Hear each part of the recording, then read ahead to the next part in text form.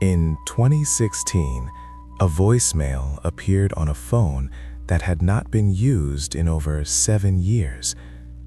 At first, it seemed like a simple technical glitch, but when the message was played, everything changed, because the voice on that voicemail belonged to someone who had already been officially declared dead. The phone belonged to a man named Daniel H. He lived a quiet and predictable life. He worked a regular job, followed the same daily routine, and rarely drew attention to himself. There was no criminal record, no history of mental illness, and no known enemies. Nothing about Daniel suggested that he would ever disappear without a trace. In the summer of 2009, Daniel left his apartment for what should have been a normal day. He boarded a commuter train during the morning rush, just like he had done hundreds of times before.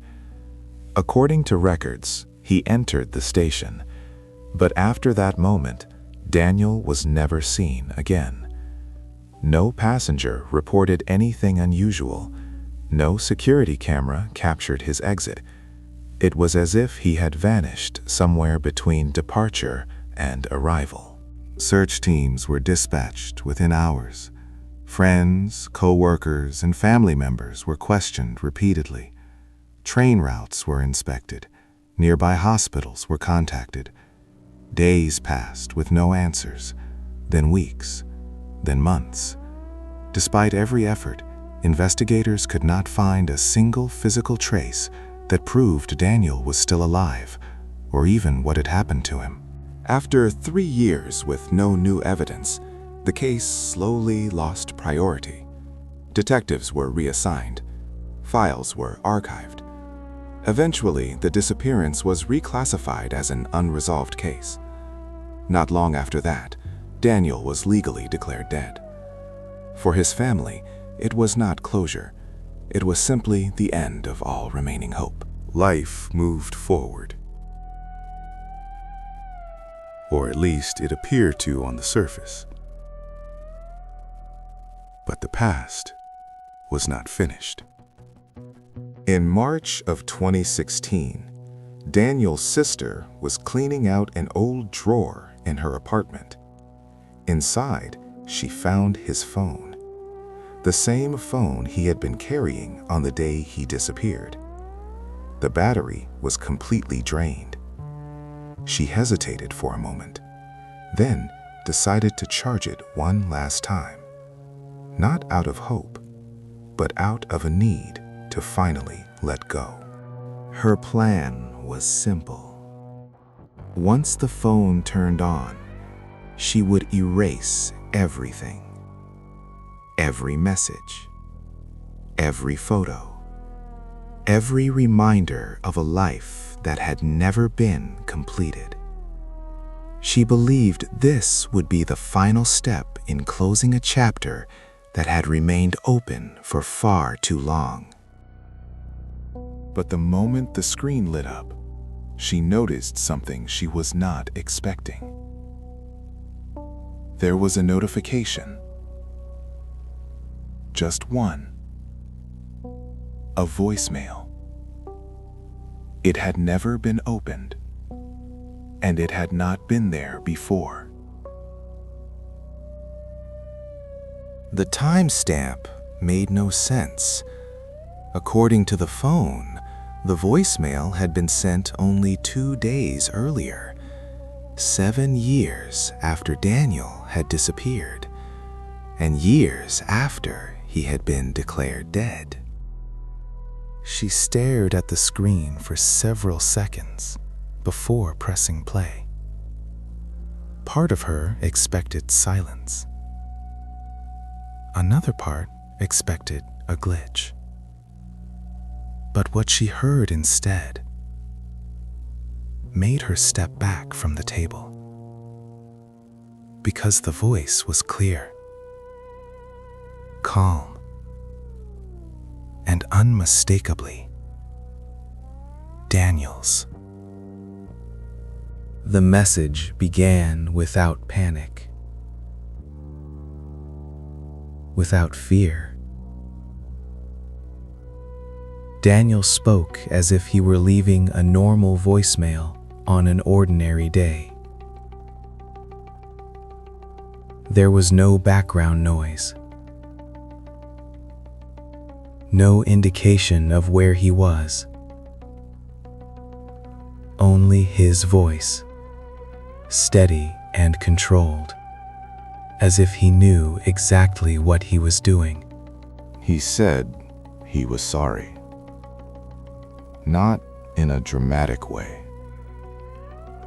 Not like someone apologizing for disappearing, but like someone apologizing for knowing something others did not. Then he paused. And that pause felt longer than the words themselves. Daniel warned her not to trust the official story. He told her that what had been released to the public was only a surface-level explanation. According to him, the investigation had missed something important, not by accident, but by design. He said there were details that seemed too ordinary to matter. Small details. Details that appeared harmless and routine. Things no one thought to question. He described it as something hidden in plain sight. Something visible, yet completely ignored. Then he slowed down. His voice changed. And before ending the message, he said one final sentence. A sentence he knew would not make sense at first, but one that would later raise more questions than it ever answered. I didn't disappear, he said.